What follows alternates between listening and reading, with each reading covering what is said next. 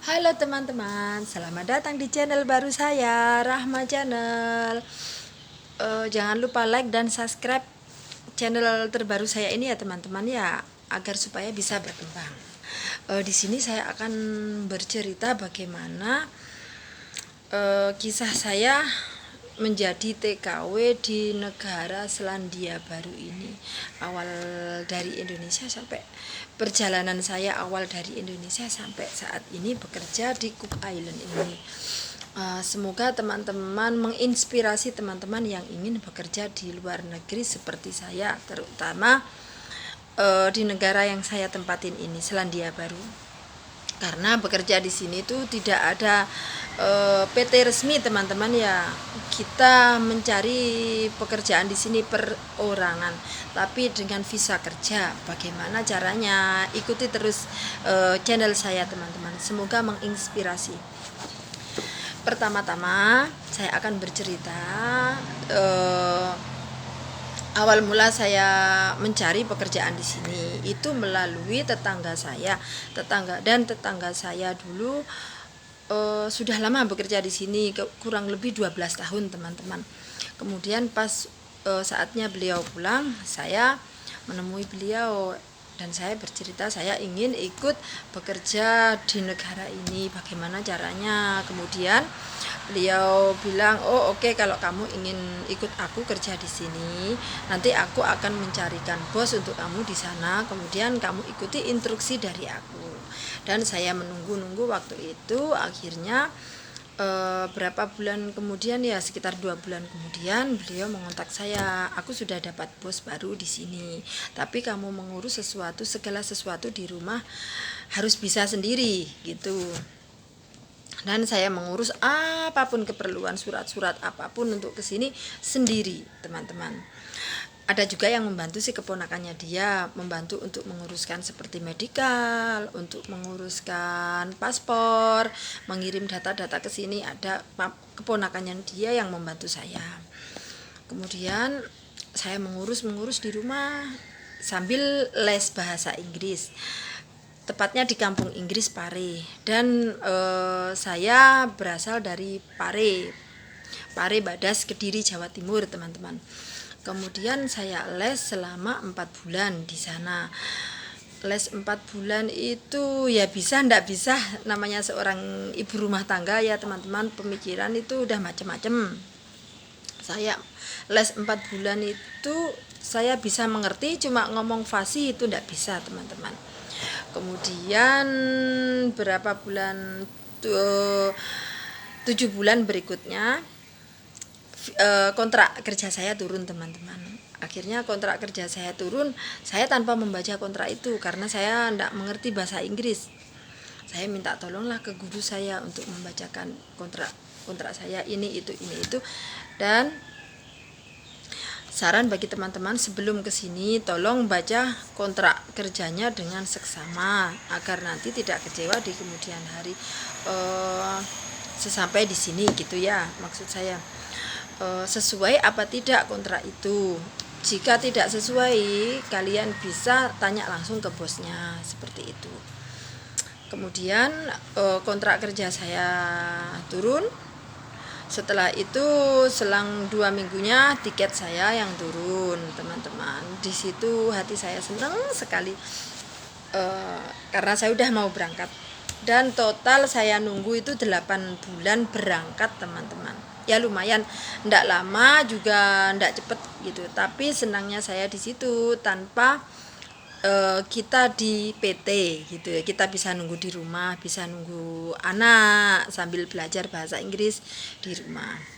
Kemudian saya ke sini teman-teman, dan tolong teman-teman kalau bisa serius untuk belajar bahasa Inggris ya teman-teman. Karena apa? Sangat sulit perjalanan seorang diri tanpa bekal bahasa Inggris, itu sangat sulit teman-teman. Saya sudah merasakannya sendiri gitu loh.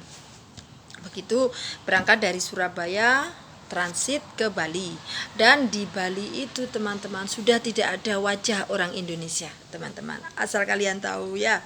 Di situ sulitnya dan di situ pentingnya bahasa Inggris teman-teman.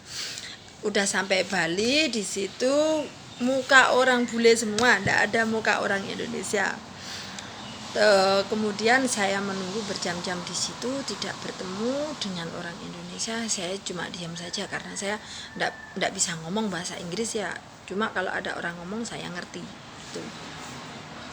Kemudian di situ saya menunggu dari jam 2, saya turun transit dari Surabaya nyampe Bali jam 2, kemudian terbang lagi jam 6 teman-teman.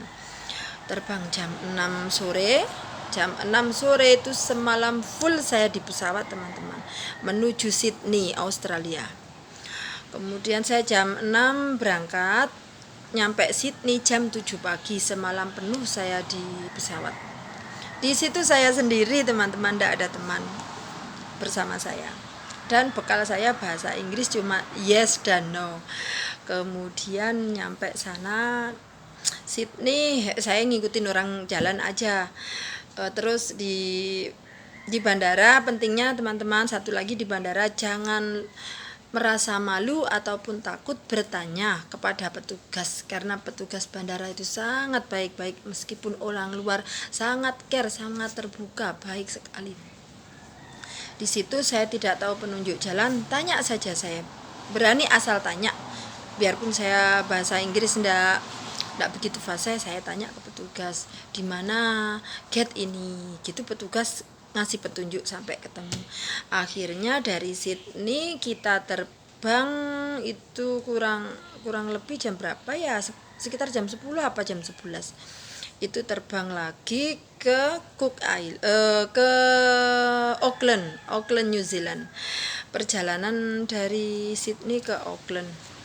Kemudian sampai Auckland itu sekitar jam 2 kayaknya perjalanannya. Auckland jam 2 terbang lagi ke Rarotonga, 4 jam, selama 4 jam teman-teman. Dan di situ di Rarotonga itu sampai Rarotonga jam 11 malam. Dan di situ syukur alhamdulillah banyak tetangga saya, banyak teman saya dari kampung saya. Saya dijemputlah sama mereka jam 11 malam. Kemudian saya dibawa ke rumah orang yang membawa saya. Di situ saya menunggu sampai 2 hari, kemudian barulah dibawa ke bos saya.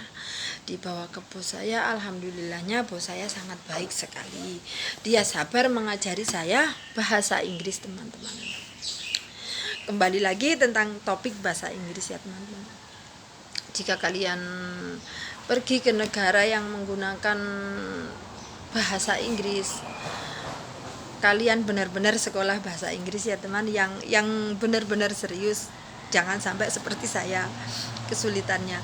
Kalau bos baik, oke, enggak apa-apa. Tapi kalau bos tidak baik, teman-teman, dipulangkan lagi ke Indonesia. Kalau bosnya enggak mau telaten ngajarin kita, pasti dipulangkan teman-teman. Karena teman saya sudah ada 2 orang yang dipulangkan. Ya syukur alhamdulillah, bos saya sangat baik, telaten ngajarin saya bahasa Inggris. Setiap hari yang ditanya itu saja sampai saya hafal teman-teman. Kemudian di situ saya bekerja sampai saat ini, hampir 3 tahun ini saya belum habis kontrak saya selama 3 tahun teman-teman. Dan di situ alhamdulillah saya mendapatkan bos yang sangat baik. Terima kasih teman-teman, sekian ini sedikit cerita dari saya. Nanti saya akan sambung lagi di video berikutnya teman-teman. Dan motivasi saya untuk nge-share ini buat teman-teman yang ingin kerja di Cook Island khususnya, tolong bahasa nomor 1 ya teman-teman. Ingat itu ya, tanpa bahasa Inggris kita seperti orang bodoh di sini teman-teman.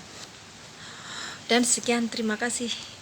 Jumpa kembali lain waktu di channel saya berikutnya. Oke, assalamualaikum.